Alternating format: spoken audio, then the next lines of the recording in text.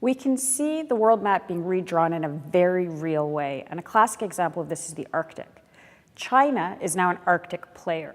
This would not have been possible 10 years ago. It's possible now because China has the economic weight, the political weight, and the geophysics are changing in the region so that they can actually get in.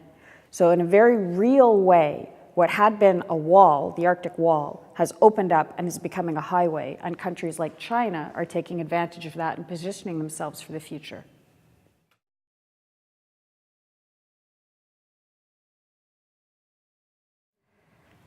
I don't think it's just the capitalist system that's being affected by nature. It's anything that has taken the environment for granted. All the systems that assume that nature is a status quo and that will not change are being affected by a changing natural environment. So, for example, the Shanghai system is exactly the same sort of vulnerabilities as we saw in New Orleans. Shanghai is in a delta, it's subsiding, it's in a typhoon pathway. It's as vulnerable as what we would think of as typical Western-type systems. So anything that assumes that the physical environment that was there when they built it will stay the same will be vulnerable as the systems change.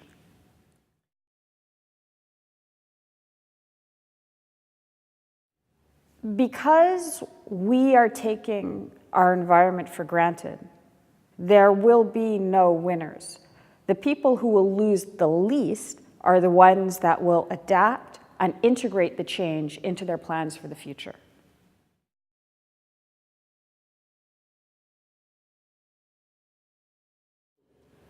We are in a very complex, dynamic environment now. And what is incredibly important is to make sure that decision makers have the right set of people at the table. So, for example, bringing actual scientists into the rooms when decisions are being made to make sure that the decisions that are made have some bearing in reality. In the same way, other sectors like the insurance sector, which is very beneficial for helping to determine rational risk assessments, should also be there when making decision-making about especially development issues.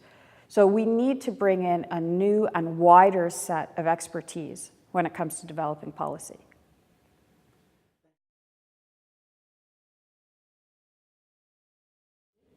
What we're seeing in terms of the nation state in the context of this changing geopolitical environment is that actually in some areas it's becoming much stronger as the state itself tries to secure resources for its future. So China is a classic example where the state made a decision that there weren't enough resources for its domestic consumption and has strengthened the way it integrates military, economy, and politics in securing those resources. And as a byproduct, the state itself has become quite strong.